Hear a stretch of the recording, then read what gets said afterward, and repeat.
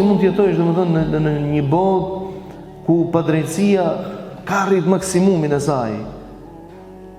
Kam lexuar shumë historinë e Islamit dhe jam njëri që e kam në dëshirën time domethënë historinë shumë. Nuk kam parë historinë e njerëzimit.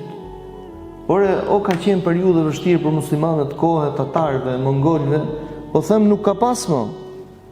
Ai sa dietarët e Islamit, dietarë të ndryshëm, pati për tyre që thënë kishin frikë të flisnin për tatarët, për mongolët, sepse ishte krijuar një bindje në vetvete se ata janë një xhuxhët për cilët ka folur pejgamberi alayhis salam. Por nuk ka qenë këtë gjendje. Vallahi nuk ka qenë kurrë në këtë gjendje. Të paktën ndjesia e muslimanëve ishte shumë e gjendshme.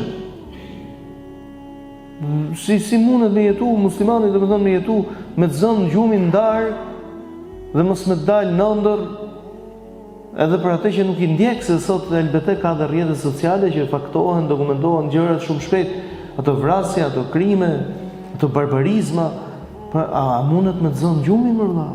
Vallahi nuk zën, ku dëgjoj unë po ta mendoj për vete, them nuk më zën gjumi.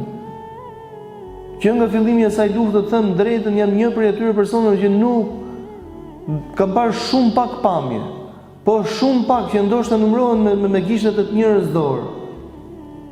Nuk mundesh me i parë pamje të tilla. Pra thjesht vetëm lexoj.